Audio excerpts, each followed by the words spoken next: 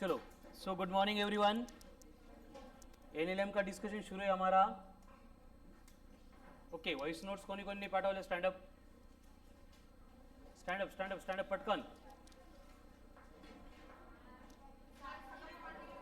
आता इथून पुढे मी सांगितले from Monday voice notes compulsory, तुम्हाला नसतील तर तुमचे डाऊट्स असतील किंवा काही बॅकलॉगचा प्रॉब्लेम असेल किंवा टेस्टचा पासवर्ड वगैरे नंतर बंद झाला तर ती रिस्पॉन्सिबिलिटी तुमची असेल, कळालं ना? आणि ते पण मला बरं वाटतं म्हणून 1.5 मिनिटाच्या 2 मिनिटाच्या पाठवून मोकळे होऊ नका, कंप्लीट सिलेबस पाहिजे, कळालं ना? याच्यानंतर ते सगळे रेकॉर्ड आपण पीसी मध्ये ठेवणार आहे, पर डे तुम्ही किती पाठवले ते म्हणून, पूर्ण टॉपिक होते की नाही म्हणून. व्हॉइस नोट्स मस्ट आहे, ते सगळ्यात कंपल्सरी आहे. नाहीतर होईल काय 3 महिन्यानं आठवलं आपल्याला की सर 1D तर पूर्ण विसरलो, काहीच आठवत नाही आहे. एनएलएमचं हे कसं आलं ते कसं आलं, तेव्हा माझे 2च क्वेश्चन असेल, एक सोडवलेले क्वेश्चन आणि क्लासची नोटबुक दाखवा डिटेलमध्ये पवन, आणि दुसरं व्हॉइस नोट्स यांच्या फोल्डरमध्ये जाऊन चेक करा एनएलएमचे व्हॉइस नोट्स किती डेजसाठी पाठवलेत म्हणून. एक टॉपिक ॲटलिस्ट 21 दिवस पाहिजे, 21 डेज नंतर त्याला बंद केलं तरी चालेल, कळालं ना?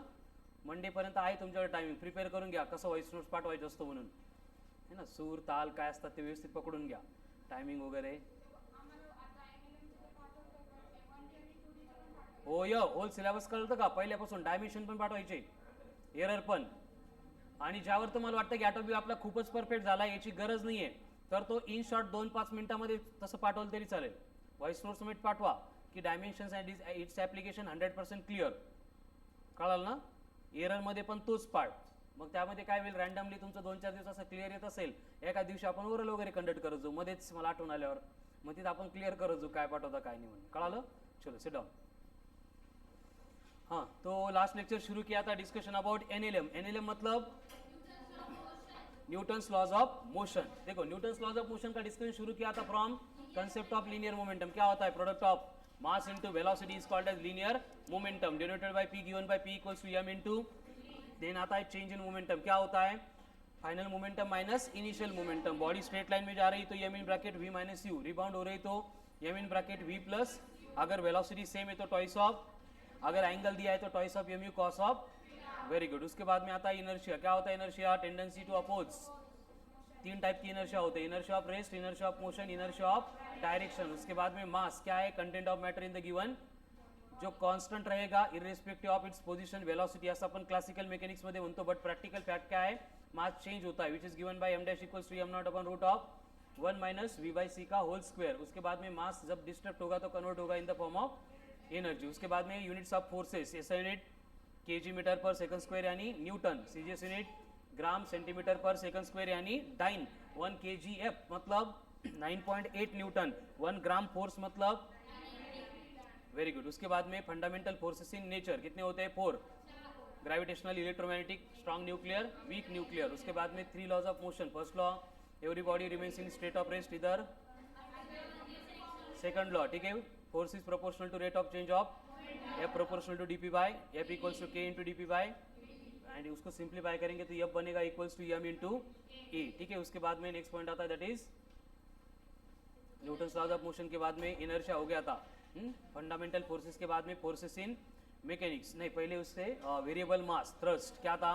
u into D M by D T. अगर मशीन गन बुलेट्स फायर कर रही तो बुलेट के ऊपर, मशीन गन के ऊपर NMV, वॉल के ऊपर NME, रिबाउंड होने के बाद एंड एंगल के साथ रिबाउंड होगा तो वाटर जेट है तो rate of fluid flow delta v by delta T equals to AV, and jet पे जेट प्रोवाइड करेगा thrust that will be rho A V square, ठीक है. फिर से वाटर के पैरेलल स्प्लैश हो रहा है तो रो ए, रिबाउंड हो रहा है तो वाटर जेटर वॉल जेट की तरफ, जेट वॉल की तरफ है तो rho A U plus V का होल स्क्वायर. रॉकेट प्रोपल्शन में acceleration in gravity free space u into D M by D T upon m, gravity में, and v equals to V naught plus V R, natural log of m naught by. उसके बाद में chain की केस में अगर thrust का force है तो 2 lambda y g, and total है तो 3 lambda y g, where lambda is the mass per unit length and y is the height, जहां से हम चेन को क्या कर रहे हैं? छोड़ रहे हैं. वेरी गुड, ठीक है. उसके बाद में फोर्सेस इन मैकेनिक्स आता है ग्रेविटेशनल फोर्स एंड, मतलब field force end contact force. उसमें फील्ड में ग्रेविटेशनल, कॉन्टैक्ट में नॉर्मल एंड. Very good. ये होने के बाद हमने डिस्कशन शुरू किया था अबाउट फ्री बॉडी डायग्राम. तो फ्री बॉडी डायग्राम में रूल क्या है? सबसे पहले बॉडी कहीं पे भी है, सरफेस के ऊपर है या फिर स्ट्रिंग से कनेक्टेड है या फिर स्प्रिंग से कनेक्टेड है या फिर इंक्लाइन प्लेन पे है, फर्स्ट ऑफ ऑल कौन एक्ट होगा, वेट कितना mg, कहाँ पे, वर्टिकली डाउनवर्ड डायरेक्शन। उसके बाद में अगर ब्लॉक के या फिर ब्लॉक किसी सरफेस के कांटेक्ट में आ रहा है तो नॉर्मल कांटेक्ट फोर्स, क्योंकि कांटेक्ट फोर्स के दो कंपोनेंट होते हैं, एक होता है नॉर्मल कांटेक्ट फोर्स जिसका काम होता है हमारे मतलब एक्सटर्नली अप्लाई होने वाले फोर्स के एफर्ट्स को अपोज करना, एंड ये ऑलवेज एक्ट होगा normal to the given surface. And दूसरा कंपोनेंट होता है which is parallel to the surface जिसका काम है अपोज टू द मोशन, नहीं relative motion of the body. फिर हमने वहां पे देखा था कि ब्लॉक के या फिर ब्लॉक सरफेस के कांटेक्ट में आ गया तो normal contact force always act होगा which is perpendicular to the given surface, और वो कितना होगा, कितना भी होगा, हर एक केस में हमें कैलकुलेट करना पड़ेगा, ठीक है। उसके बाद में अगर ब्लॉक्स को हम कनेक्ट करेंगे विद द हेल्प ऑफ स्ट्रिंग, तो स्ट्रिंग में कौन होता है, टेंशन, और ये टेंशन के लिए कंडीशन क्या है, always acts away from the body. और क्या पॉसिबिलिटी है कि हम स्ट्रिंग को रिप्लेस कर सकते हैं विद द हेल्प ऑफ स्प्रिंग, और अगर स्प्रिंग आ गई तो स्प्रिंग में कौन होता है, जो टेंशन इन द स्प्रिंग होता है, टेंशन इन द स्ट्रिंग होता है, वो स्प्रिंग की केस में हम कन्वर्ट करते हैं रिस्टोरिंग फोर्स में, which is given by F equals to K into, where K का मतलब स्प्रिंग कांस्टेंट और फोर्स कांस्टेंट, ठीक है। एंड उसकी डायरेक्शन कैसे फाइंड करेंगे, उसके लिए कंडीशन अप्लाई करनी पड़ेगी कि अगर एक्सटर्नल फोर्स स्प्रिंग को कंप्रेस कर रहा है तो स्प्रिंग क्या करेगी, एक्सपांड होगी, और एक्सपांड करने के लिए जो फोर्स है उस डायरेक्शन में एक्ट होगा। अगर एक्सटर्नल फोर्स स्प्रिंग को एक्सपांड कर रहा है तो स्प्रिंग खुद के फोर्स से क्या होगी, कंप्रेस हो जाएगी, so that equilibrium position maintain होनी चाहिए, ठीक है। मतलब नाउ ऑनवर्ड एनएलएम में जितने भी क्वेश्चंस डायग्राम रिलेटेड आएंगे वहां पे क्या होगा, ब्लॉक्स होंगे, एक तो सरफेस के ऊपर रखे जाएंगे या फिर एक दूसरे के कांटेक्ट में होंगे,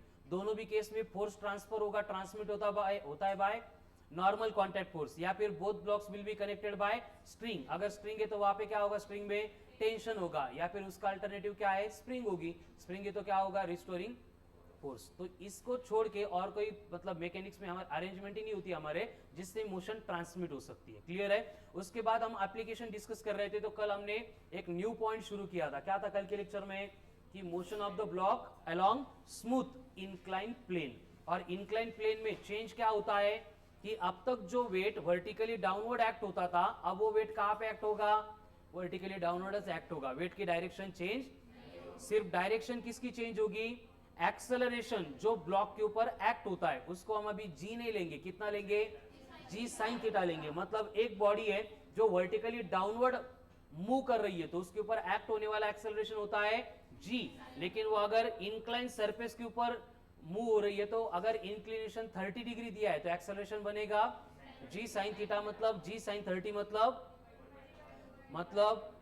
5 मीटर पर सेकंड स्क्वायर। अगर वही एंगल हमने 60 डिग्री बना दिया तो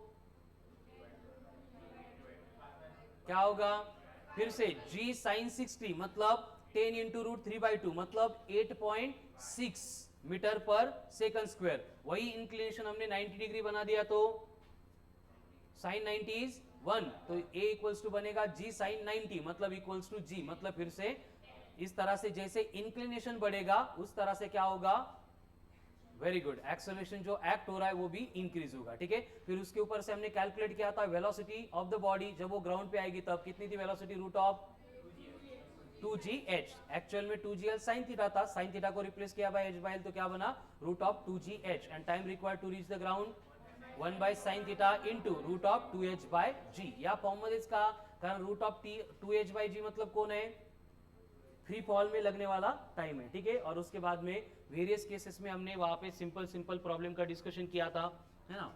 क्या होता था हर एक अरेंजमेंट में, सिर्फ एक्सेलरेशन जो एक्ट होने वाला है वो g के जगह पे g साइन थीटा लेना था, नया कुछ भी नहीं था। तो कालचा पार्ट 100% क्लियर झाला, ठीक है। चलो अभी और कुछ बेसिक एप्लीकेशन जो ऑलरेडी सॉल्व एग्जांपल में आपने सॉल्व किए होंगे, कुछ लोगों ने नहीं किए होंगे, एक दो एग्जांपल देखते हैं, उसके बाद में सबसे इंपॉर्टेंट पॉइंट अगेन टॉपिक का पुली रिलेटेड प्रॉब्लम हमें शुरू करनी है, ठीक है।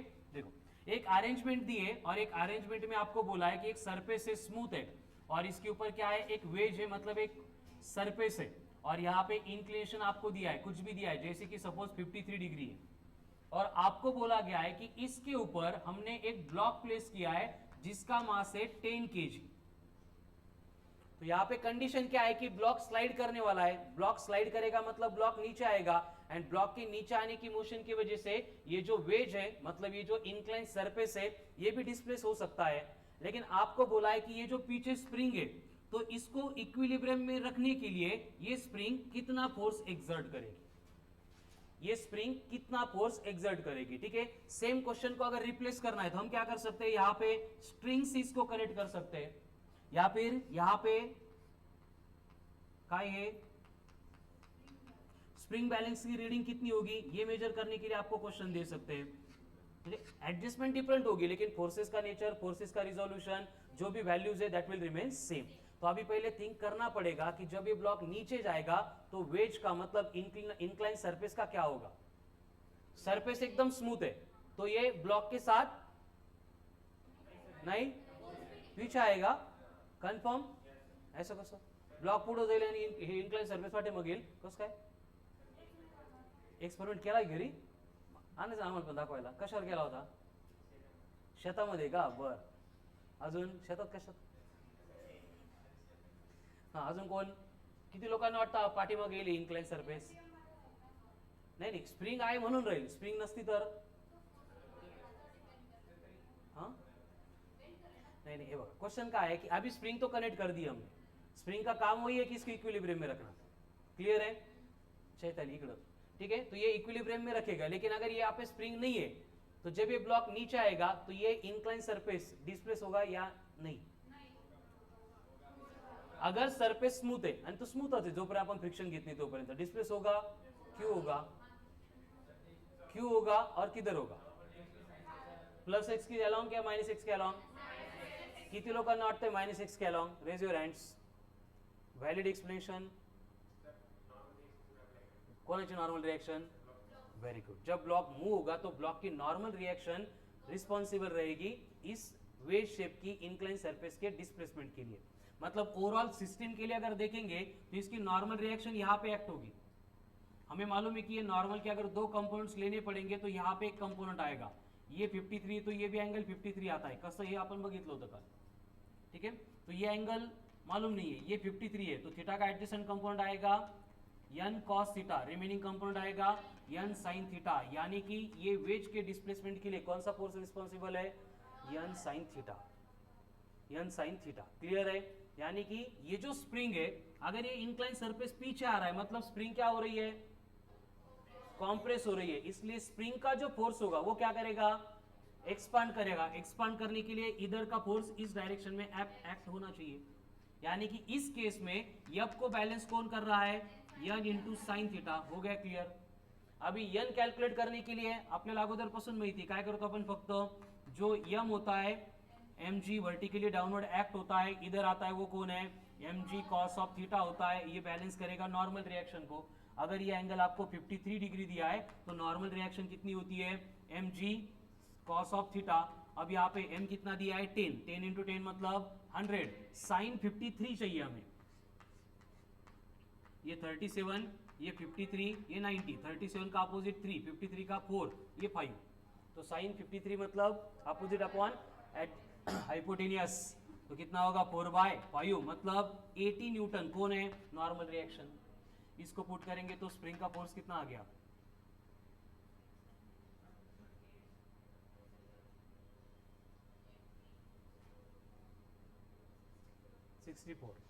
कितना आएगा? 64 न्यूटन। स्प्रिंग का फोर्स पूछा 64 न्यूटन, स्प्रिंग में टेंशन पूछा 64 न्यूटन, स्प्रिंग बैलेंस की रीडिंग पूछी 64 Newton.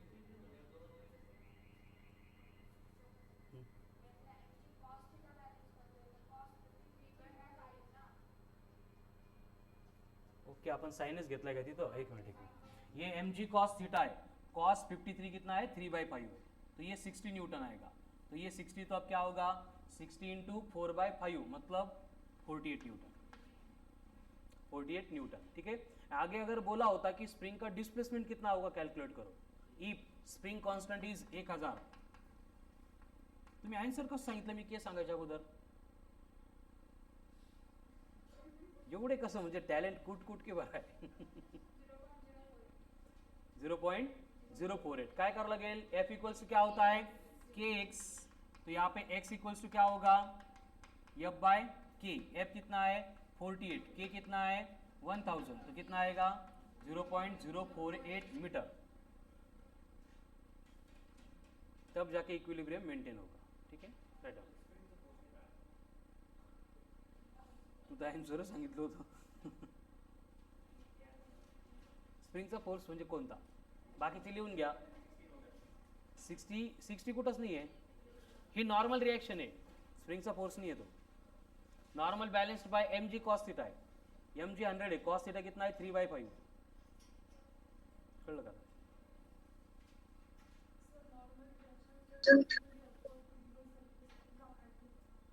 Vertically upward to the surface म्हणायचं तुला का नॉर्मल टू द सरफेस म्हणायचं?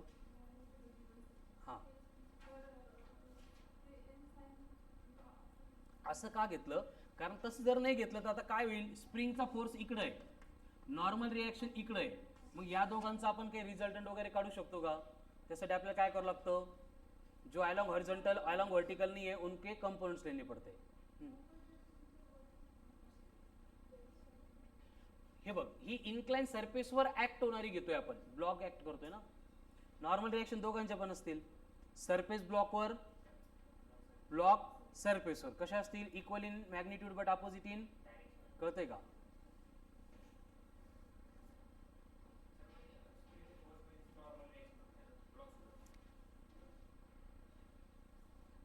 नाही, स्प्रिंग इकडे आहे, नॉर्मल ब्लॉक तिकडे आहे.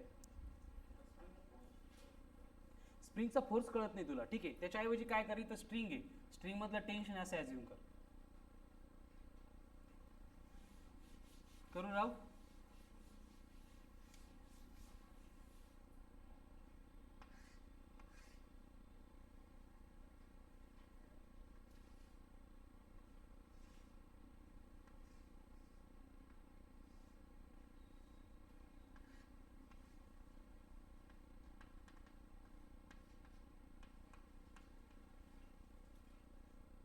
क्या है फिर से, एक इंक्लाइन सरफेस है जिसका इंक्लिनेशन कितना है हॉरिजॉन्टल के साथ 30 डिग्री है. ठीक है, 3D डायग्राम में कळतं ना, हा इन्क्लाइन सरफेस झाला, हा हॉरिझॉन्टल, आणि हे इन्क्लिनेशन किती आहे 30 डिग्री, पण तो थोडासा असा ठेवला आहे, त्याच्यामुळे आपल्याला अँगल तिकडून बघावा लागतो. क्लियर? अभी इसमें क्या किया है, और एक कट किया है, एक ग्रूव बना दिया है, और आपको बोला है कि इसकी लेंथ जो है वो 20 सेंटीमीटर है, और यहाँ पे ये जो ब्लॉक के साथ में एंगल बना रहा है, ये एंगल आपको बोला है कि कितना है 60 डिग्री है. तो उस केस में अगर यहाँ से एक बॉडी को हम छोड़ देंगे तो वो बॉडी यहाँ पे नीचे आएगी, तो नीचे आने के लिए टाइम कितना लगेगा ये हमें कैलकुलेट करना है. ठीक है, तो जो प्रोसेस हमने पहले अप्लाई की थी सेम प्रोसेस रिपीट होगी. सबसे पहले देखो, acceleration due to gravity G vertically downward act होता है, बट सरफेस इंक्लाइन है, तो इंक्लिनेशन के अलोंग, मतलब इस डायरेक्शन के अलोंग कौन होगा, जी साइन थीटा या जी कॉस थीटा, जी साइन थीटा, इंक्लिनेशन के अलोंग. अब यहाँ पे थीटा 30 लेंगे 60 लेंगे, का बरं, कारण ब्लॉकचं इंक्लिनेशन पाहिजे आपल्याला. ठीक आहे, साइन 30 1/2 इंटू 10 मतलब कि यहाँ पे जो एक्सेलरेशन वो आ रहा है 5 मीटर पर सेकंड स्क्वेअर. जर हा ग्रूव याला पॅरलल असला असता तर आपण डायरेक्ट हे एक्सेलरेशन पुट केलं असतं, बट अगेन ये जो इंक्लिनेशन है ये दोनों भी एक दूसरे के साथ कुछ एंगल बनाएंगे, ये एंगल 90, ये 60, तो ये कितना होगा 30 डिग्री. मतलब ये 5 मीटर पर सेकंड स्क्वायर का हमें इसके अलावा और एक कंपोनेंट लेना पड़ेगा. नियम तो थीटा का एडजेसेंट कंपोनेंट, तो ये क्या बनेगा फिर से, ए कॉस ऑफ कितना, कॉस 30 कितना है √3/2 इंटू कितना है ए मतलब 5, तो कितना होगा √3/2 मतलब 0.86. करो 5 इंटू 0.86, 4.3 मीटर पर सेकंड स्क्वायर.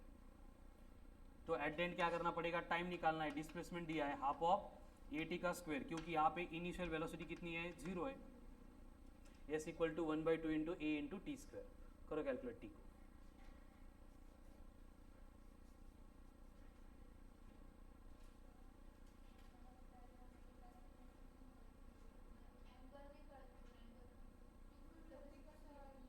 नोटबुक दे.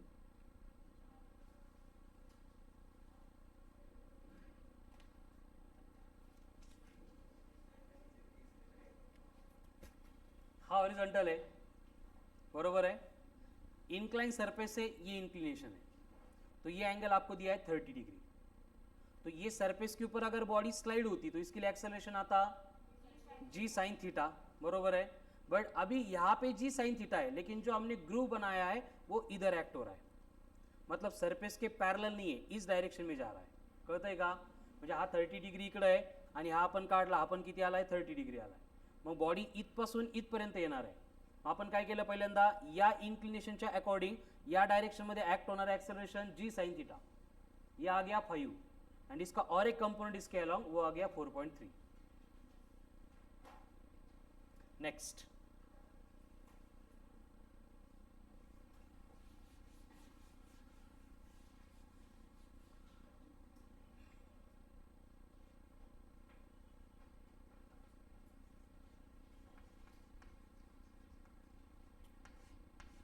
Pulley related problem. देखो पुली को हमने पहले भी इंट्रोड्यूस किया था। पुली का काम क्या होता है, फोर्स के डायरेक्शन को रिवर्स करना, ठीक है। अब यहाँ पे देखो दो पार्ट में हम यहाँ पे पुली की मोशन पढ़ते हैं, बाद में दोनों को कंबाइन करके पढ़ते हैं, ठीक है। पहले कौन सी पढ़ो, सिंपल वाली या डिफिकल्ट वाली? सिंपल वाली नाही ना, अगोदर डिफिकल्ट झालं, मग जाता जाता सिंपल असलं की असं वाटतं आपल्याला किती सोपं होतं, बरोबर आहे की नाही? आणि जाताना जर डिफिकल्ट झालं तर काय होईल मग? पुली का मतलब क्या है, एक एडजस्टमेंट होती है जिसमें एक व्हील होता है फिक्स्ड ऑन एक्सल, जिसका काम होता है फोर्स की डायरेक्शन को चेंज करना, ठीक है। तो अब ये पुली की जो मोशन है उसमें हम पहले पढ़ेंगे कंस्टेंट मोशन, और उसको कंस्टेंट रिलेशन ऐसे भी हम बोलते हैं। मतलब क्या होता है कि जब भी हम ये मैकेनिक्स में या फिर ये डायनामिक्स में डिफरेंट बॉडीज के मोशन को ऑब्जर्व करते हैं, स्टडी करते हैं, तो वो मोशन इन्फ्लुएंस होती है दो वजह से। एक पहला forces acting on the system, जिसका डिस्कशन अब तक कर रहे थे, और उसके साथ साथ वो डिपेंड करती है geometrical constraint provided to the motion. म्हणजे काय, हे वर्ड कडं काहीतरी वेगळे असं बघू नका, खूप चिल्लर आहे, खूप सोपं आहे, हे अवघड आहे बरं का, मी जे अगोदर घेतोय ते नंतर सोपं घेणार आहे आपण, ठीक आहे। तुम्हालाच कंपेयर करायचे कोणतं सोपं होतं आणि कोणतं अवघड होतं। दो ब्लॉक्स है, इसका मास है m1, इसका मास है m2, इसको हम अप्लाई कर रहे हैं फोर्स F खींचने के लिए, तो क्या होगा, m2 अभी चला जाएगा, m1 वहीं पे रहेगा, लेकिन अगर हमने इन दोनों को कनेक्ट कर दिया विद द हेल्प ऑफ स्ट्रिंग, अब क्या होगा, मतलब फोर्स अप्लाई करेंगे m2 के ऊपर, वही फोर्स ट्रांसमिट हो रहा है m1 के ऊपर, मतलब जितना डिस्प्लेसमेंट हम m2 का करेंगे उतना ही डिस्प्लेसमेंट, जितनी वेलोसिटी m2 की होगी उतनी वेलोसिटी, जितना एक्सेलरेशन m2 का होगा, मतलब कि क्या हो गया, ये लेंथ की वजह से दोनों की मोशन कांस्टेंट हो गई। समझ में आ रहा है ना, मतलब दोनों के ऊपर इंपैक्ट इसकी वजह से होने वाला है। तो यहाँ पे जो लेंथ है स्ट्रिंग की वो कंस्टेंट का पार्ट हो गई, मतलब मोशन को कंस्टेंट करने का काम कौन कर रहा है, स्ट्रिंग की लेंथ कर रही है, ठीक है। कळालं, ऐकलं, आता याला सोडून द्या, यावरला विचार करायचं नाही। बस होता क्या है, इससे रिलेटेड क्वेश्चन डिस्कस करते टाइम होता क्या है, ऐसे होता है। देखो आपको बोला जाता है कि सपोज एक रिजिड सपोर्ट है, इस रिजिड सपोर्ट को एक पुली कनेक्टेड है, और इस पुली को दो ब्लॉक्स कनेक्ट किए, इसका मास है m1, इसका मास है m2। तो अगर इसका एक्सेलरेशन पूछेंगे तो हमें मालूम है क्या करना पड़ेगा, net pulling force upon net mass. पण ते नंतर आपल्याला विचारलंय की अगर ये ब्लॉक ए है एंड ये ब्लॉक बी है, तो find out the relation between acceleration of block A and B. आपल्याला नेट कॉमन एक्सेलरेशन फाइंड नहीं करना है, इन दोनों का जो एक्सेलरेशन होगा उनके बिटवीन का रिलेशन फाइंड करना है। तो उसके लिए वेरी गुड, करेक्ट है।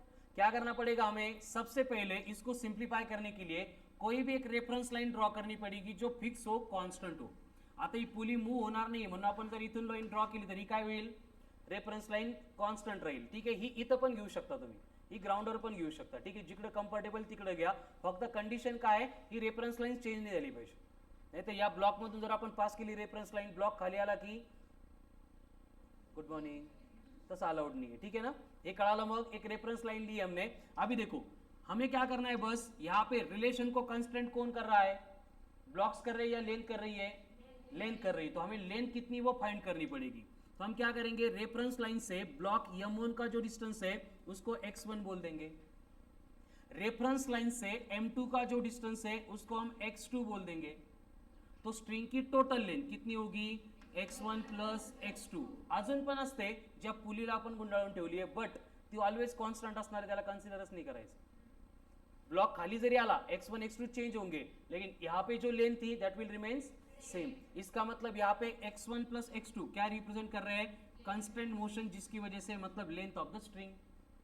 अभी अगर मैं दोनों को डिफरेंशिएट करूंगा विद द हेल्प ऑफ और विथ रिस्पेक्ट टू t, तो ये क्या बनेगा? dx1 upon dt plus equal to, कारण लेंथ तर कांस्टेंट है, बट डिस्प्लेसमेंट पर यूनिट टाइम को क्या बोलते हैं हम? डिस्प्लेसमेंट पर यूनिट टाइम को क्या बोलते हैं? यानी कि velocity of a is equals to velocity of b, फक्त माइनस. ये हो गया relation between velocity of two blocks. बघा किती अवघड आहे. ठीक है. निगेटिव्ह साइन क्या क्या यहाँ पे एक्सप्लेन करा? निगेटिव्ह साइन मतलब a अगर टूवर्ड्स आएगा b आवे जाएगा, एंड b अगर टूवर्ड्स आएगा तो a आवे जाएगा. ठीक है. सेम एक्सप्रेशन है, इसको हम और एक बार अगर डिफरेंशिएट करेंगे विथ रिस्पेक्ट टू t, तो क्या होगा? d of v1 upon dt plus d of v2 upon dt equal to 0. यानी ये बनेगा acceleration of a plus acceleration of b equal to 0. यानी एक्सेलरेशन ऑफ a हो गया minus of acceleration of b. ये हो गया relation between accelerations of a and b.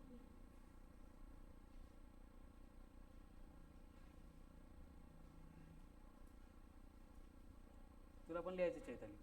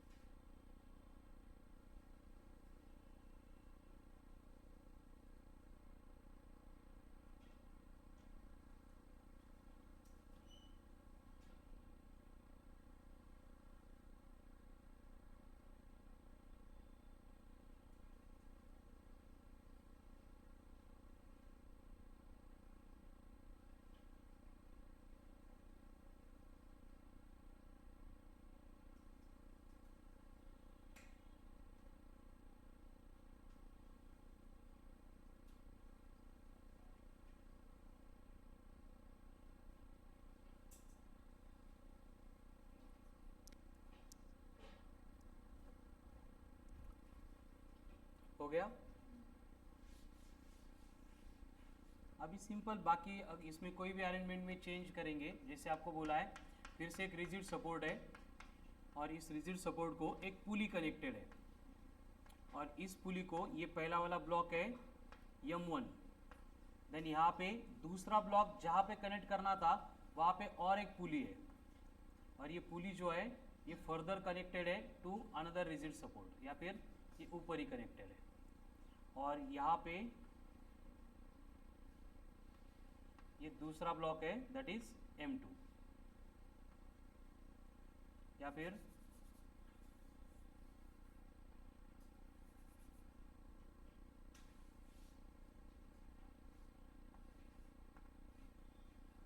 यहाँ पे एक मास है m2 एंड इसको और एक मास कनेक्ट किया है m3. तो आपको फाइंड करने हैं एक्सेलरेशन बिटवीन और relation between acceleration of a, b and c.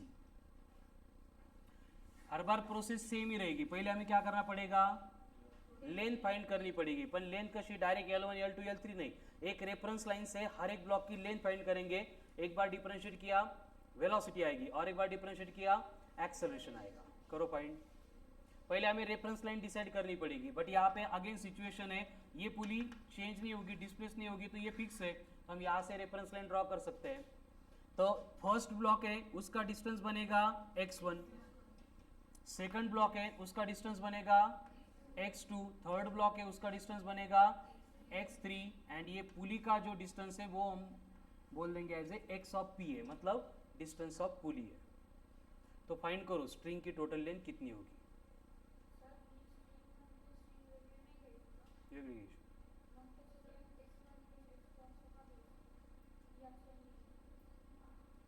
असं मला भारी वाटलं म्हणून.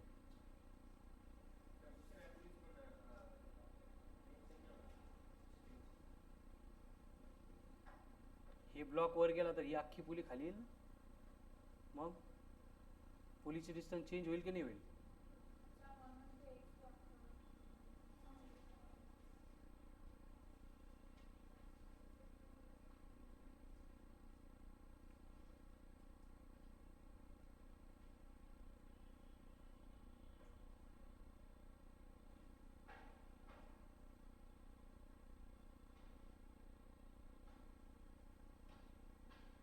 कांचन नाही.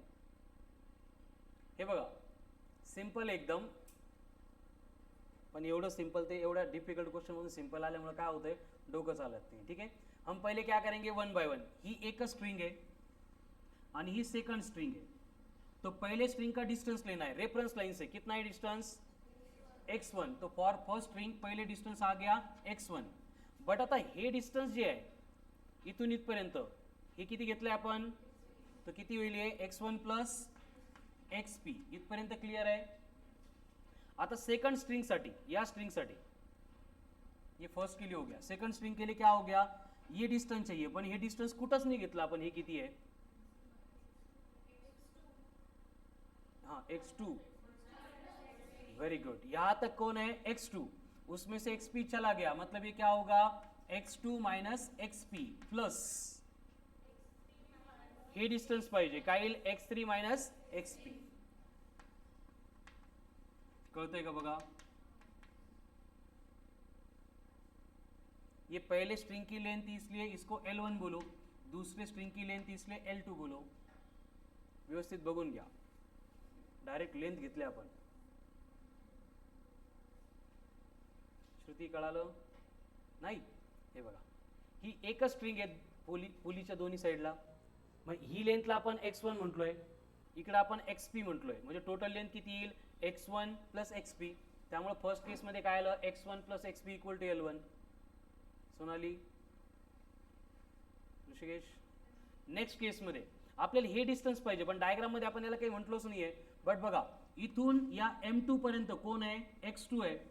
बट आपल्याला हे वरचं नको आहे, कोण आहे, xp. म्हणजे हे डिस्टेंस किती बनेल, हे असं आहे. ये पूरा डिस्टेंस है x2, यहाँ तक है xp और मुझे बस इतना डिस्टेंस चाहिए. तो क्या बनेगा, x2 माइनस xp. असंच यासाठी पण है. टोटल यहाँ तक कितना है, x3. ऊपर का नहीं चाहिए, क्या बनेगा, x3 माइनस xp. खड़ा लो. अभी बस दोनों अलग अलग लेंथ थी, हमें उनको कंबाइन करना है. इसलिए मैं यहाँ पे जो xp है उसका L1 माइनस x1 ये यहाँ पे पुट कर देता हूँ. उसकी वैल्यू क्या होगा फिर, x2 minus xp. But xp मतलब कौन है, L1 minus x1 plus x3 minus कौन है, L1 x1 equal to L2. Addition subtraction चालू है, व्यवस्थित बघून घ्या. आगे क्या होगा, अब ये x2 as it is minus of L1, minus minus plus x1 plus x3. परत एकदा minus L1 minus minus plus x1 equal to L2. अब यहाँ पे x2 है, किती वेळा है, एकदाच है. माइनस L1 माइनस L1 बर x1 plus x2 2x2 plus x3. L1 की टर्म उधर भेज देंगे तो क्या होगा, L2 plus twice of L1. ही झाली टोटल लेंथ. एकदा बघून घ्या इक्वेशन्स.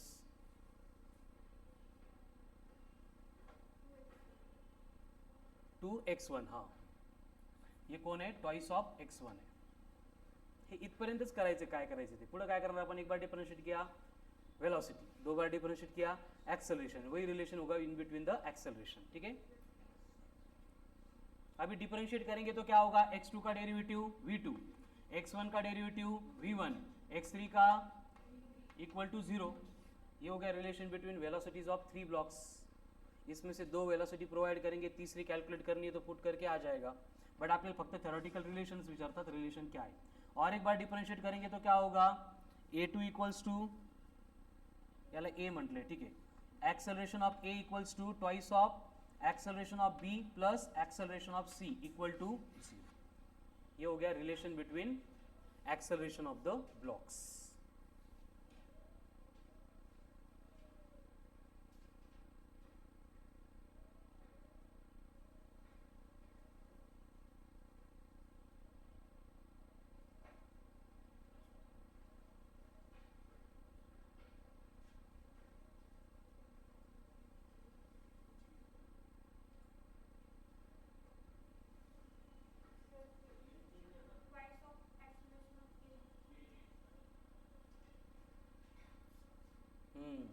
या 2 ला आपण b म्हटलोय, याला आपण a म्हटलोय, आणि थर्ड c. l का घेतलं म्हणून ते 0 झालं ना, कॉन्स्टंट आहे ना, तो लेंथ कॉन्स्टंट आहे.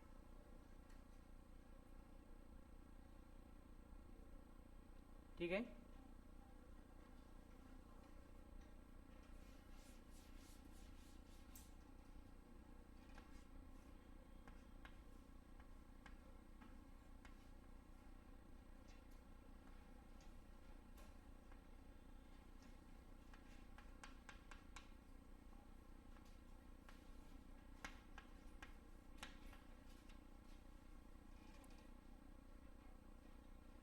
Find relation between acceleration of blocks A and B.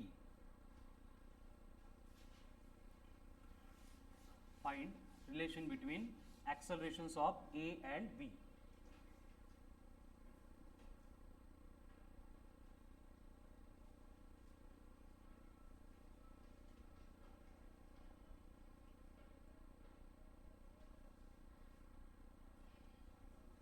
परत काय करायचं आपल्याला, लेन. आता याच्यामध्ये ही पुली फिक्स आहे. इथून आपण जर डिस्टन्सेस घेतले, सपोज आपल्याला याला x1 म्हटलोय, इथून इथपर्यंत जे डिस्टन्स आहे याला आपण x2 म्हटलोय, म्हणजे याला पण काय म्हणावं लागेल, इथपर्यंत x2च म्हणावं लागेल. मग रिमेनिंग कोण झालं, x3 झाला. ठीक है. तो टोटल लेंथ कितनी हो गई, x1 plus x2 plus x3 equals to L. ठीक है. अब फिर से रिलेशन चाहिए तो क्या करना पड़ेगा, डिफरेंशिएट करना पड़ेगा. अब डिफरेंशिएशन क्या होगा, d of x1 upon dt plus d of x2 upon dt plus d of x3 upon dt plus sorry equal to d of L upon dt. तो x1 का डेरिवेटिव होता है v1, x2 का derivative होता है v2 end इसका derivative होगा 0, इसका भी होगा 0. तो v1 इक्वल्स टू हो गया minus of v2. Again differentiate करेंगे तो a1 plus a2 equal to 0, a1 equals to minus of a2. तुमचं सोडवा, मी जे सोडवलं ते बघू नका. हाँ x2 प्लस x2 है, वेरी गुड, ये डबल है, वेरी गुड. और अजून एक चेंज ठेवला आहे, x3चा डेरिव्हेटिव्ह 0 नाही पाहिजे, त्याऐवजी काय पाहिजे, v3 पाहिजे. मग नाही पण कस काय, हो पण कस काय, तुम्ही सोडवा ना, एकदा कंप्लीट करा आन्सर. हे भेटलं रेडीमेड लगेच बघून घेऊ नका, पहिले सॉल्व करा.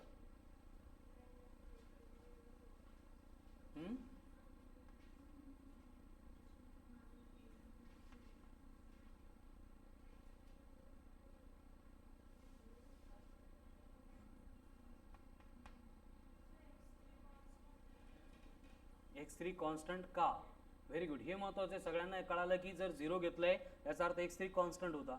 कावर कॉन्स्टंट असेल विचार करा बरं. ही लेंथ नाही बदलणार, ही पुली किती पण वर आली, पुली किती पण खाली गेली, ही लेंथ चेंज होणार आहे का, इट विल रिमेन सेम. कुठपर्यंत, या पुलीच्या लेवलपर्यंत. कळालं ना. त्यामुळे हा x3 कधीच बदलणार नाही, that's why it will become constant. Constant का डेरिवेटिव 0, इसलिए v1 plus v2 2v2 equal to 0.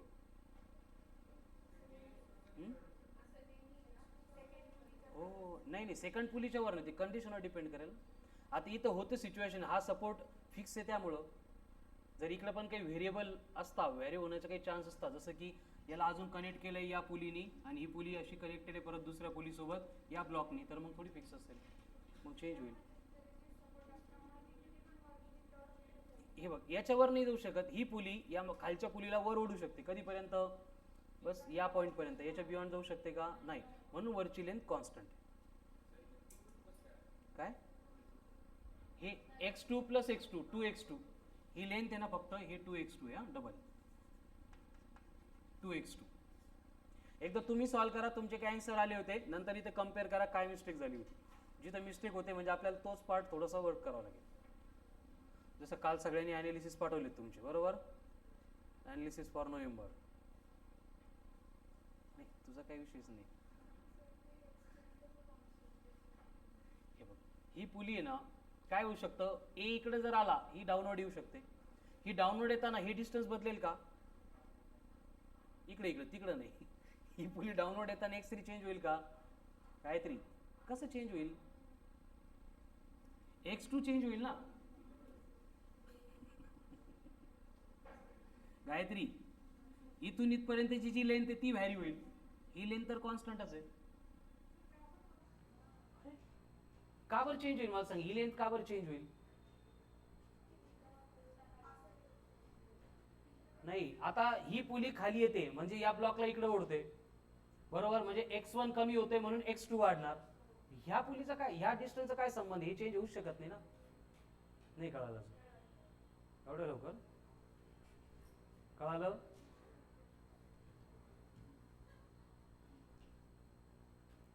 Next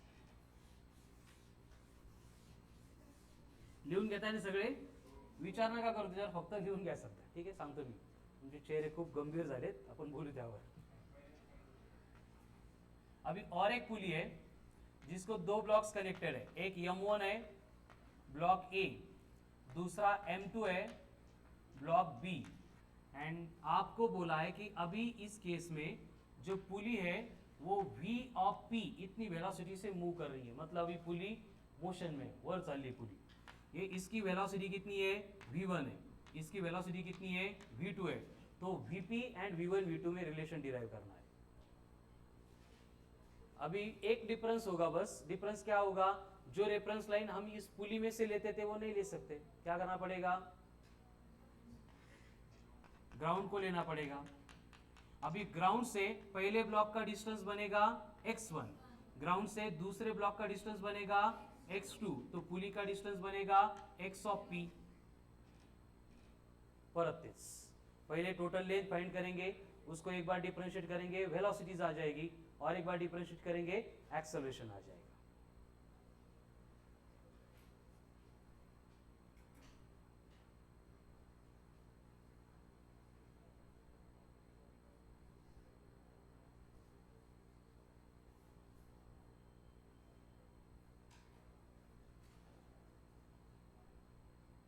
परत तीच सिच्युएशन आहे बघा, ये टोटल डिस्टेंस दिया है xp और हमें ये दिया है x1 आणि आपल्याला हे रिमेनिंग डिस्टेंस पाहिजे, कितना बनेगा?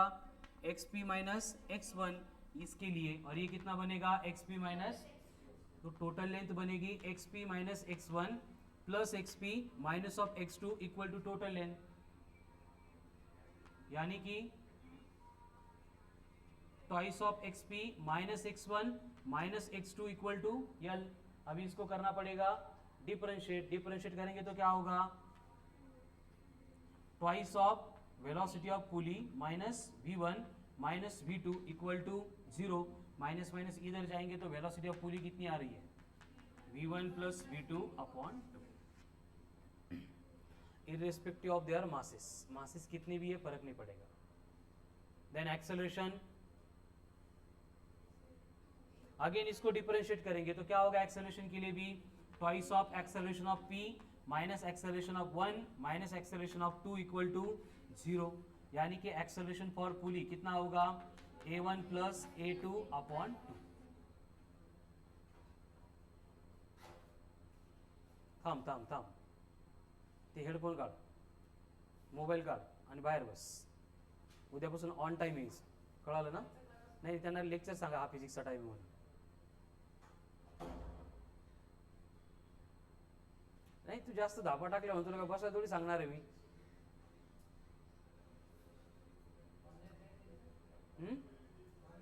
कशाचं ऑनलाईन केलं तू? ऑनलाईन पण नाहीस.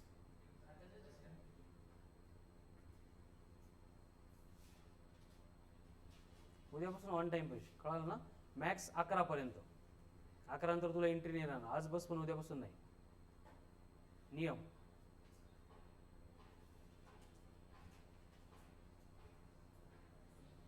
चलो हो गया.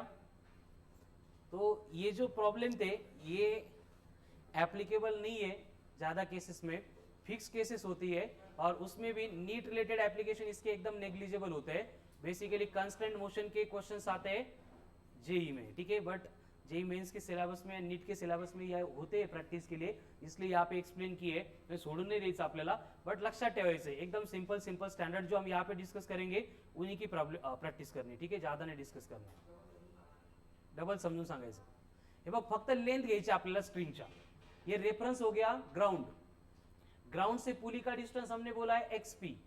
आता तुम्ही रेफरन्स इकडनं पण घेऊ शकता, बट इकडनं घेतला तर डिस्टन्सेस कंटिन्युअसली काय होणार आहे? चेंज होतील पण ते आणि कॅल्क्युलेट करायला पण लेंथ इकडनं कशी मोजणार ना, म्हणून एक वर नाही तर खाली घ्यायचं. वर घ्यायला पुली वर चालली म्हणून घेत नाही, आतापर्यंत पुली कॉन्स्टंट होती म्हणून आपण वर घेत होतो. तो ग्राउंड से पुली का डिस्टेंस कितना है xp, ये वैरी होने वाला है इसलिए इसका डेरिवेटिव 0 नहीं आता है. उसके बाद में ग्राउंड से m1 का डिस्टेंस है x1, ग्राउंड से m2 का डिस्टेंस है x2. मग आता एक कंप्लीट लाइन है, याचा डिस्टेंस किती है xp एंड ब्लॉक m1 कहाँ पे है, यहाँ पे, और आपको बोला ये डिस्टेंस x1 है, तो ये डिस्टेंस कितना होगा ऋषिकेश? नहीं, xp माइनस x1, ये टोटल लेंथ कितनी है 100 एंड आपको बोला है कि ब्लॉक कहाँ पे 20 सेंटीमीटर पे, तो ये पुली से ब्लॉक का डिस्टेंस कितना होगा? 100 माइनस 20 मीन्स 80. कळलं? हेच रिपीटेशन इथं टोटल xp मायनस x2. मग पहिल्या स्ट्रिंगची लेंथ किती मिळाली? xp मायनस x1 प्लस इकडची स्ट्रिंग येते xp मायनस x2, दोनों का ऐड किया बस, हो गया. बस हे 4 क्वेश्चन हे ऍज इट इज, परत याला दोनदा तीनदा सॉल्व करा, तुमच्या लक्षात येऊन जाईल. फक्त लेंथ कैलकुलेट करना इंपॉर्टेंट है, बाकी हर बार जो वेरिएबल है डिफरेंशिएट करेंगे तो क्या आएगा? वेलोसिटी. वेलोसिटी को डिफरेंशिएट करेंगे तो एक्सेलरेशन. ठीक है, now write down next point.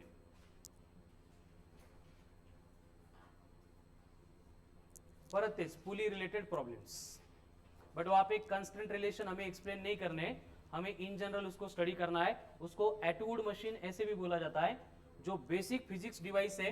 Hum acceleration, velocity, force in mechanics इनको स्टडी करने के लिए यूज करते हैं. ठीक है, आता बघा चेहरे कसे टवटवीत होता तुमचे. ठीक है, यहाँ पे क्या होगा, आपको बोला जाएगा कि एक रिजिड सपोर्ट है, एक रिजिड सपोर्ट को एक पुली कनेक्टेड है एंड इस पुली को यहाँ पे एक मास कनेक्ट किया है 20 kg एंड यहाँ पे दूसरा मास है वो कनेक्ट किया है यहाँ पे 40 kg. आता हे नाही सांगितलं फाइंड रिलेशन बिटवीन देम, असं म्हटलं की मग कॉन्स्टेंट रिलेशन, लेंथ कैलकुलेट करने की, डिफरेंशिएट करके वेलोसिटी आएगी, डिफरेंशिएट करके एक्सेलरेशन आएगा. अभी वैसे नहीं करना है, अभी हमें कैलकुलेट करना है कॉमन एक्सेलरेशन कितना होगा end tension in the string कितना होगा. म्हणजे आता 20 मिनिटाचं सोडून त्याच्या अगोदर जे आपण 15 दिवस डिस्कस करतोय तेच कंटिन्यू. क्या होगा पहले? Free body diagram. Free body diagram आएगी मतलब ये पहला वाला ब्लॉक है, इसके लिए वेट डाउनवर्ड एक्ट होगा 200 न्यूटन, टेंशन अपवर्ड एक्ट होगा T अपवर्ड. दूसरा ब्लॉक है जिसका मास 40 है, तो इसके लिए 400 न्यूटन, डाउनवर्ड एक्ट होगा, टेंशन अपवर्ड एक्ट होगा. स्ट्रिंग एकच है म्हणून आपण टेंशन एकच घेतलंय. अब मुझे बोलो 400 बड़ा या 200 बड़ा, तो इसका मतलब system will move in the direction as that of 400, यानी 20 kg का ब्लॉक जाएगा अपवर्ड, 40 kg का ब्लॉक आएगा डाउनवर्ड. ठीक है, एंड एक्सेलरेशन कैलकुलेट करने के लिए हमारे पास एक ही फॉर्मूला है, कौन सा? नेट फोर्स नहीं, net pulling force upon net mass. अब यहाँ पे देखो पुलिंग फोर्स कौन है? 400 न्यूटन, बट इसके पुलिंग के एफर्ट्स को अपोज कौन कर रहा है? ये 200, तो ये माइनस करने पड़ेंगे, मतलब ये बनेगा 400 माइनस 200 अपॉन नेट मास मतलब 60, मतलब 3.33 मीटर पर सेकंड स्क्वायर. हो गया एक्सेलरेशन. अभी टेंशन चाहिए, तो टेंशन के लिए पहला ब्लॉक लेंगे, क्या होगा? डाउनवर्ड कौन है? 200, अपवर्ड कौन है? T. ब्लॉक कुठं चालला? वर, तो जो एक्सेलरेशन की डायरेक्शन में वो पॉजिटिव, दूसरा निगेटिव, तो ये बनेगा T minus 200 is equals to ma. Minus 200 इधर आएगा तो ये बनेगा 200 plus ma. 200 as it is. Mass कितना है? 20. a कितना है? 3.33, तो कितना आ गया टेंशन?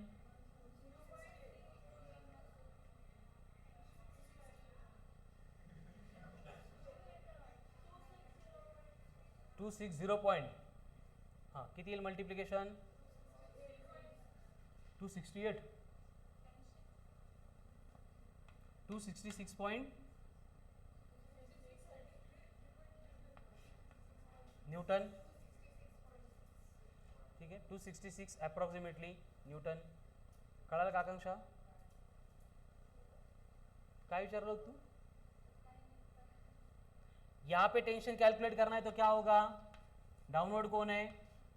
400, अपवर्ड कौन है? T.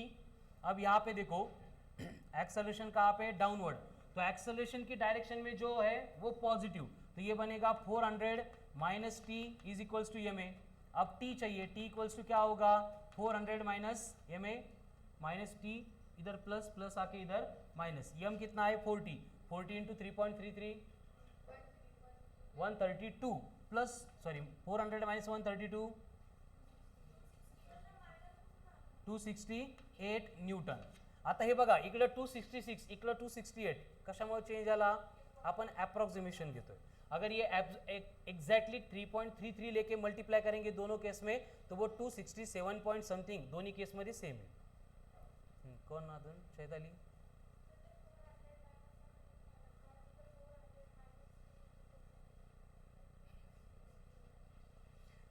शाळेत आता तिकडे कोणालाच पाठवू नको बेटा, ठीक आहे. हे बघ मायनस टी इक्वल टूच्या इकडं आलं की प्लस झालं, प्लस एम ए इकडं आला की मायनस झाला, कळलं का. आणि तो चष्मा लावू नको आता लक्ष दे व्यवस्थित, तू त्यातच बिझी आहेस. नवीन घेतलाय का, चल झाले लिहून. नेक्स्ट अभी क्या होगा, 2 ब्लॉक थे काय हो लिहा.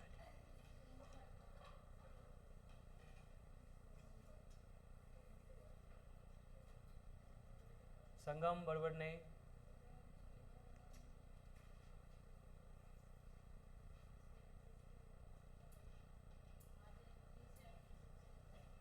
हम्म 276 डायरेक्ट एवढा चेंज नाही. नाही नाही एवढं मोठं एवढं चेंज नाही, 1-2चा चेंज आला पाहिजे फक्त. कोणत्याही साईडने आपण दोन्हीकडे पण केलं ना का नाही, बरोबर सेम येतं ना दोन्हीकडे पण ऋतुजा. चलो नेक्स्ट,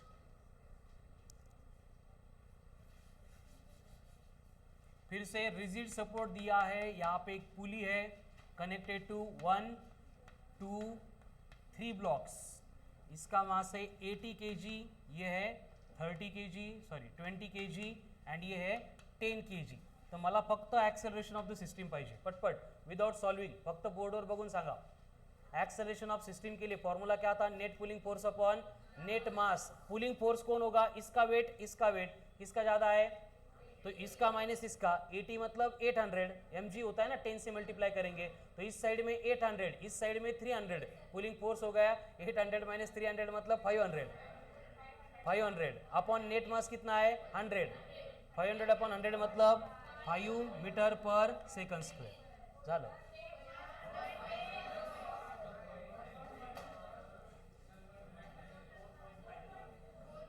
नहीं नहीं तसं नाही, ते असं आहे, ये 10 kg ये 10 kg. 5 नाही येणार आता चेक करा. परत एकदा 600 नाही 6 मीटर पर सेकंड स्क्वेअर. कसं बडबड कमी. हे बघा इकडे कोण आहे 800, इकडे कोण आहे 200. 800 माइनस 200 600 अपॉन नेट मास कितना आएगा फिर 6. Very good. यहाँ पे और एक ब्लॉक कनेक्ट किया है, यह है 200 kg का. चलो एक्सेलरेशन ऑफ द सिस्टम परत तेच, इधर का नेट पुलिंग फोर्स जास्त असेल हे कळायला पाहिजे. कसं कळणार, कळतं ते बरोबर, ठीक है. यहाँ पे कितना है 220, ये मास है इंटू 10 मतलब 2200. इधर कौन है 800, नेट पुलिंग फोर्स हो गया 2200 माइनस 800 मतलब 1400 अपॉन नेट मास कितना है 300. 1400 अपॉन 300 मतलब 14/3 मतलब 4.6666 मीटर पर हो नका म्हणून कॅल्क्युलेट करा. मी काही पण सांगतोय होच म्हणताय, मी मल्टिप्लिकेशन डिव्हिजन न करता अंदाजे बोलत चाललोय, सगळे होच म्हणायला लागले.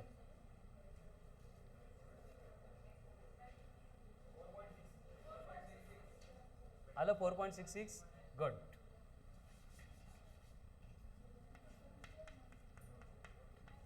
हो आता फोटोज काढून घेतो. इकडं 450 इकडं 1050. हो मग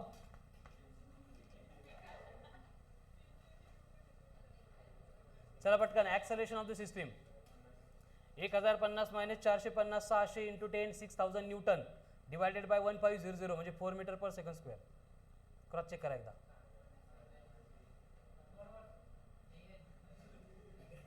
कोण येतं नाही आहे,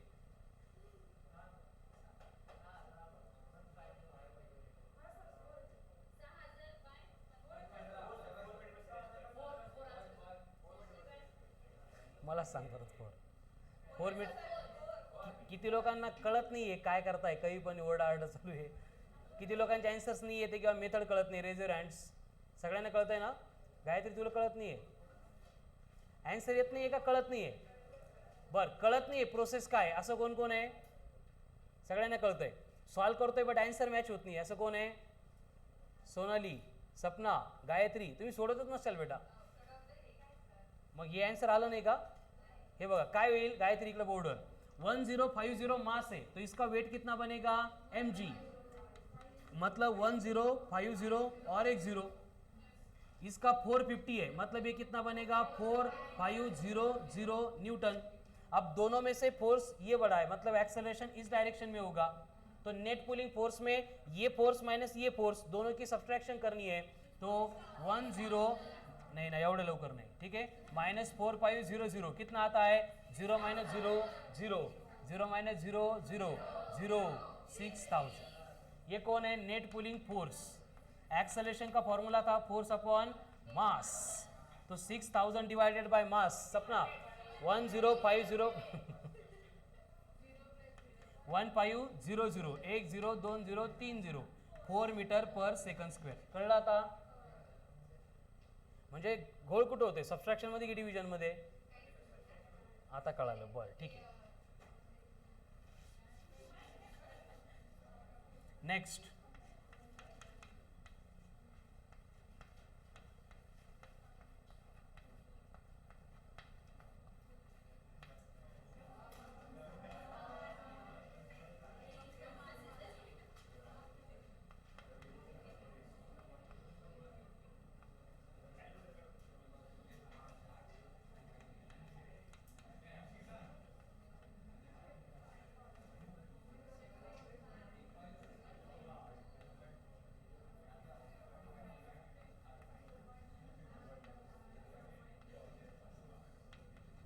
कैलकुलेट एक्सेलरेशन.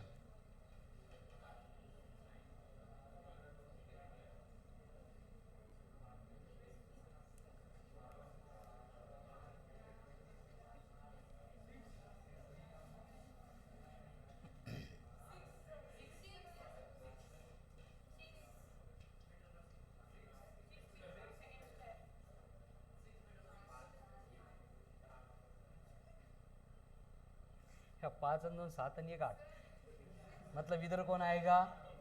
80. ये सबकी एडिशन कितनी आती है? 2, मतलब 20.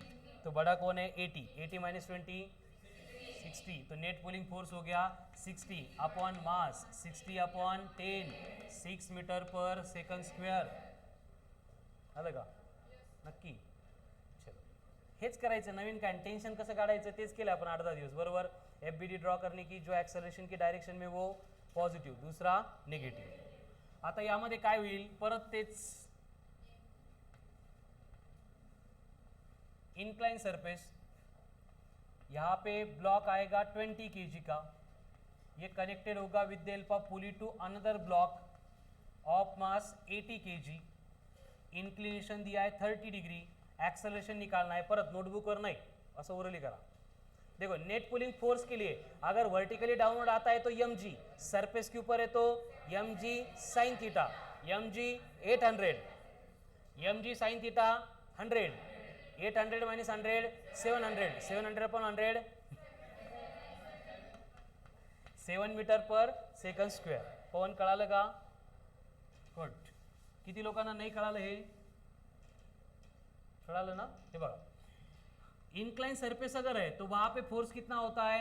mg sine theta. एंड अगर इंक्लाइन सरफेस नहीं है तो फोर्स होता है सिर्फ mg. काल आपण हेच डिस्कस केलं होतं. तो m मतलब कितना है? 20. g मतलब कितना है? 10. साइन 30 मतलब 1/2. तो ये आता है 100. इधर कौन है? 80 × 10 मतलब 800. दोनों एक दूसरे को अपोज कर रहे हैं, इसलिए नेट फोर्स बनेगा 800 - 100. एंड नेट मास कितना है? 80 + 20 100. 700 अपॉन 100.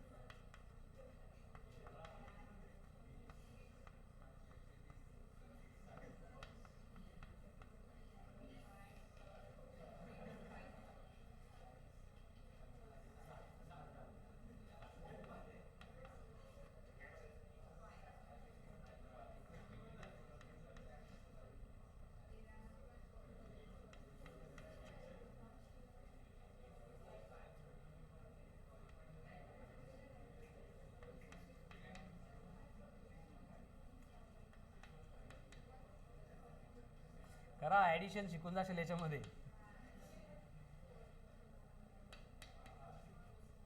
Calculate net acceleration of the system.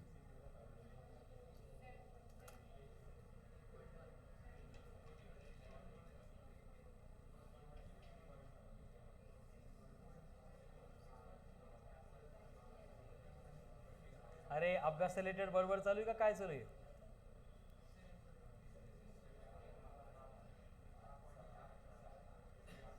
दिसलं पोहन तुला? अय तांदळी कर ना हे पण, बसला काय? हो का?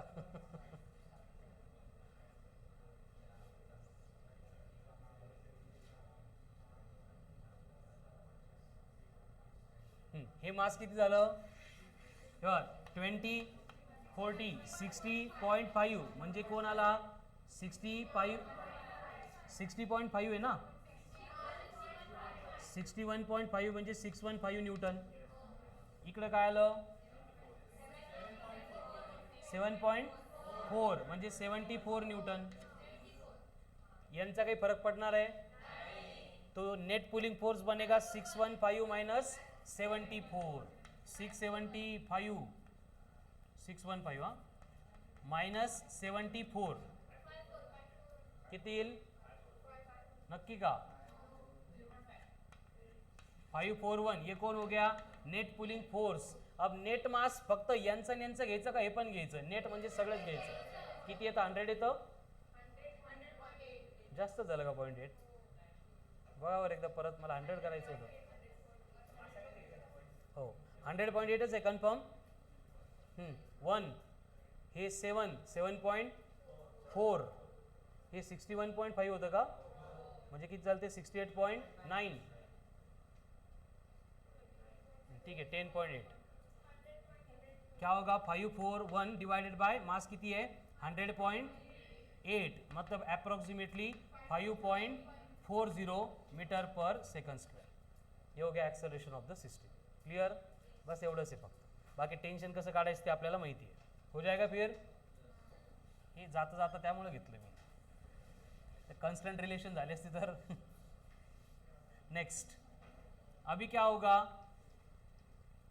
Incline surface. ये काल पण झाले थे इस टाइप से.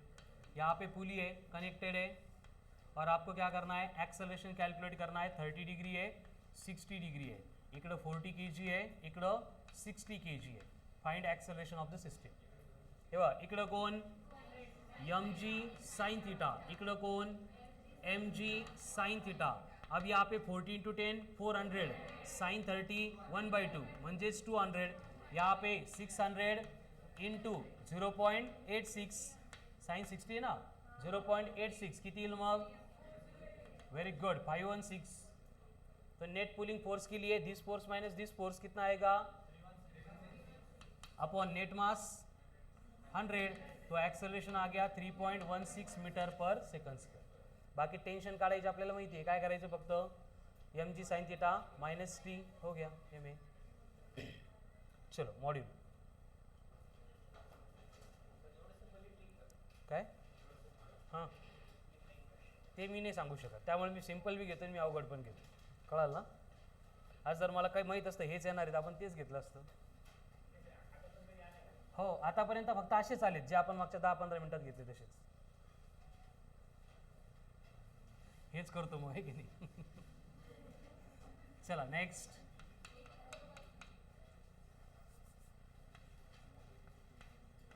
काय करताय रे? हाँ मॉड्यूल काढायला सांगितले ना. चलो इसका एक्सेलरेशन कैलकुलेट करो पहले. 84 काय आहे? काल 84 पर्यंत झाले का? काल किती सांगितले होते? 84 का 83? 83. बरं सांगतो पुढची. चलो एक्सेलरेशन इकडं बघा हे 20 आणि हे 2च आहे. सिस्टीम मूव्ह होईल का?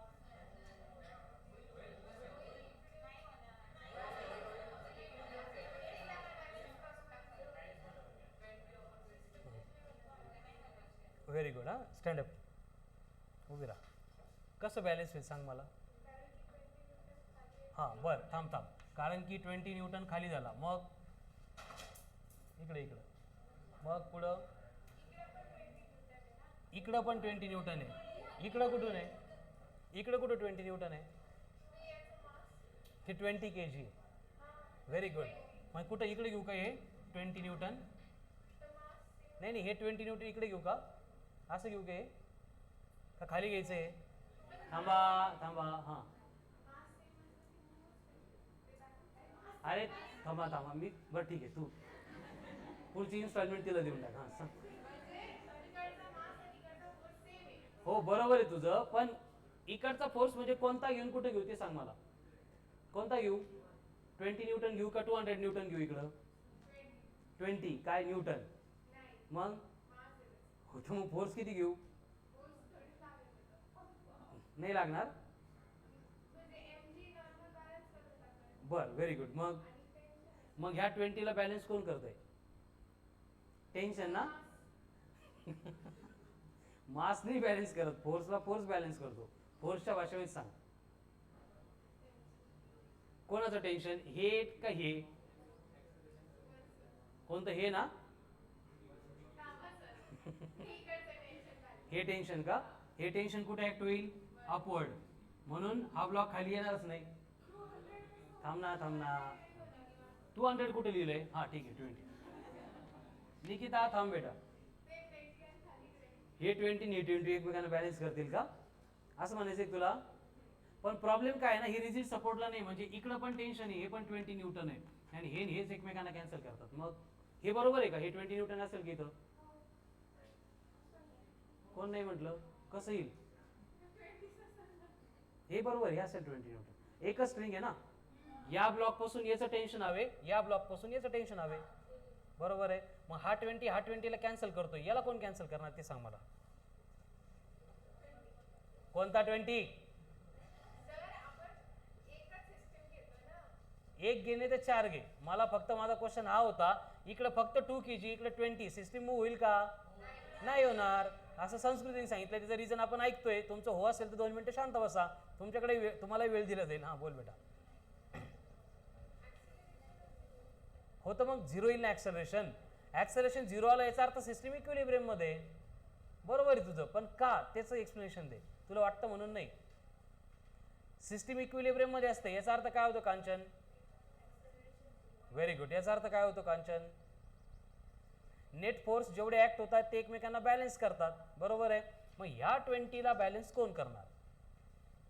कारण या वरच्या 20 ला तर या 20 ने बॅलन्स केलं, त्यांचा विषय तिकडे संपला. का आता या असं आहे, दोन्ही परपेंडिक्युलर आहे, मग यांचा जो रिझल्टंट येतो तो या 20 ला बॅलन्स करतो, असं काही आहे. बस खाली काही पण पोलीचा नॉर्मल या 20 kg चा फोर्स. या केसमध्ये अजून किती लोकांना वाटतं की सिस्टीम मूव्ह नाही होणार? किती लोकांना वाटतं सिस्टीम मूव्ह होणार आहे? बाकीच्यांनी गुंडाळून ठेवली ओपिनियन, है ना. कॉमन सेन्स आहे बेटा. इकडे 20 न्यूटन ऍक्ट होतोय की नाही, सरफेस स्मूथ आहे, हा ब्लॉक खाली येणार आहे, याला यावंच लागेल ना, कॉन्स्टंट रिलेशन झालं ना, ते ही दोरी ओढणारच आहे त्याला. असं तुला वाटतं, असं तुला वाटतं, ते फिजिक्सला नाही वाटत, कळालं ना. वजन जास्त आहे तर कसं येईल? म्हणजे आम्ही वर येत नाही का 4th फ्लोअरला?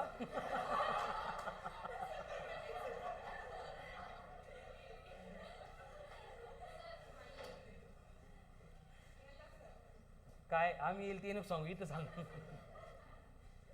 हा ब्लॉक आहे की नाही, याला अडवणार कोण आहे? ओढणार कोण आहे? स्ट्रिंगचा 20 न्यूटन आहे, अडवणार कोणी आहे का? म्हणजे तो खाली येईल, कळालं ना. ज्यांना वाटत नव्हतं त्यांसाठी पण येणार आहे. हा 2 kg सोडा, हा 0.02 kg जरी असेल तेवढा सोडा, 0.0001 kg जरी असेल, याला यावंच लागेल, कळलं ना. काय ते नाही फरक पडत, येईल ते महत्वाचं. हळूहळू येईल, बरोबर येईल. हाँ, ये कितना था? 2 kg. Now calculate the acceleration of the system. किती? 0.9. कसं आलं हे बघा. नेट पुलिंग फोर्स कौन है? 20 न्यूटन, एवढा एकटाच है, इसको कैंसिल भी कोई नहीं कर रहा है, इसकी डायरेक्शन भी कोई नहीं है. नेट मास कितना है? 22. तो 20/22 अप्रॉक्सिमेटली 0.9 मीटर पर सेकंड स्क्वेअर. आता हे कसं, हे विचारू नका, भागाकार आहे तो. असं 20/22, 2 ने डिवाइड केलं की 10/11, मग 11 1 11, है कि नहीं? हो 9. नेक्स्ट बोला. हो बोल बोल. कोण म्हणलं सर? ऋतुजा. हो काय?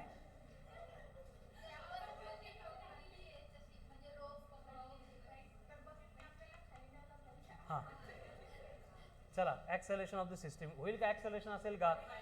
इकडे फक्त किती 0.5 पॉईंट ओढल का? नक्की. तील मग 0.5 मीटर पर सेकंड स्क्वायर. गायत्री नहीं कळत है? देखो नेट पुलिंग फोर्स कितना है? इन दोनों का मास 1 इंटू 10 मतलब 10 न्यूटन. याला अपोज करणारा कुठलाच फोर्स नहीं है. काय होतं? इसका जो वेट है डाउनवर्ड एक्ट होगा mg, इसको n1 बैलेंस कर रहा है. इसका जो वेट है mg, इसको भी n2 बैलेंस कर रहा है. तो ये अगर एक दूसरे को बैलेंस कर रहे हैं, इसका मतलब यहाँ पे इन दोनों ब्लॉक के ऊपर जो है ये टेंशन को छोड़ के दूसरा कोई फोर्स एक्ट ही नहीं होगा. यानी एक्सेलरेशन लेते टाइम नेट फोर्स बनेगा 10. नेट मास कितना है? 20. 10/20 म्हणजे तो एक्सेलरेशन कितना हो गया? 0.5 मीटर पर second square. Now calculate tension T1, tension T2, tension T3. चला बोला. हो हां हां तुम्ही बाकीची सोडवा, टेन्शन काढा. हां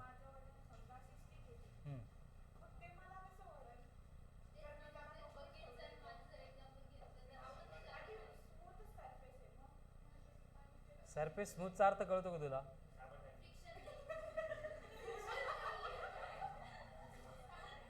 मग जाशील का? एक्झॅक्टली करेक्ट आहे. पवन फुकट नाही, एवढा हुशार आहे पवन. तिचा आकांक्षाचा क्वेश्चन होता की मी बकेट हातात पकडली आहे आणि एक पुली थ्रू ती बकेट खाली सोडली आपण 40 किलोची आणि माझं वजन 120 किलो आहे आकांक्षाचं. आणि मग तिला म्हणायचं होतं की त्या बकेटमुळे मी खाली का नाही जाणार? सरफेस तर स्मूथ आहे. पवनने सांगितलं साबण ठेव.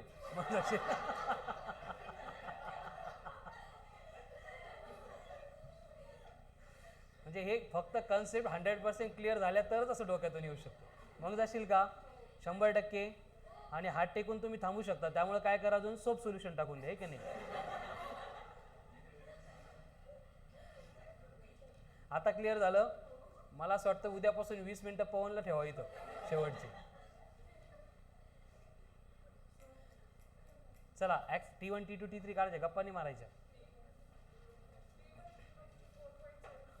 Very good. देखो T1 कैलकुलेट करेंगे तो उसके लिए डाउनवर्ड एक्ट हो रहा है 5. सिस्टम का एक्सेलरेशन है डाउनवर्ड, T1 है अपवर्ड. Very good. तो क्या होगा? T1 minus 5 equals to ma. T1 equals to क्या होगा? 5 प्लस ma. a कितना था? 0.5. m कितना है? 0.5. 0.5 इंटू 0.5 0.25 प्लस 5 म्हणजे 5.25 न्यूटन. T1 क्लियर है सबको?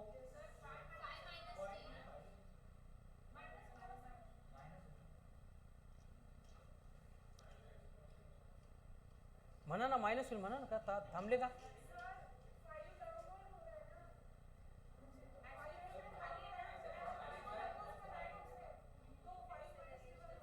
बरोबर बरोबर.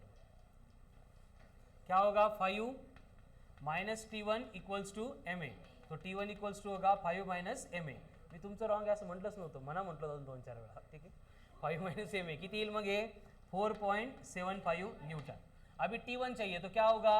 इसके लिए T1 downward, T2 upward, then 0.5 का 5 डाउनवर्ड, एक्सेलरेशन भी डाउनवर्ड. तो क्या होगा? 5 plus T1 minus T2 is equals to ma.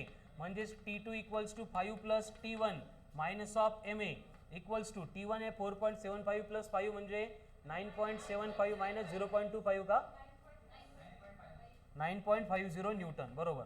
ज्यांना कळत नाही फास्ट होते सध्या लिहून घ्या. लेक्चर झाल्यानंतर जेव्हा मी सांगेल तेव्हा डाऊटला या, आपण परत डिस्कस करू. कळालं ना? आणि T3 आहे का? T3 क्या होगा? देखो इस ब्लॉक के लिए इधर कौन है? T2. इधर कौन है? T3. सिस्टम जा रही है यहाँ पे. तो क्या होगा? T2 minus T3 is equals to ma. तो T3 equals to T2 minus ma. T2 कितना था? ma कितना है? 5 म्हणजे 9 न्यूटन. यम 10 आहे ना, 10 इंटू 0.5 5, तो 9.5 मायनस 5 4.5 न्यूटन. बरोबर. Clear. So this is all about inclined surface, pulley related problem and constraint relation. Now go for module. कहाँ तक डिस्कस किया था कल? 83 तक. अभी 84, 85, 86, 87, 88, 89, 90, 91, 92, 93, 94, 95, 96, 97, 98, 99, 99, 99. बाद में क्या है? Pulley in motion,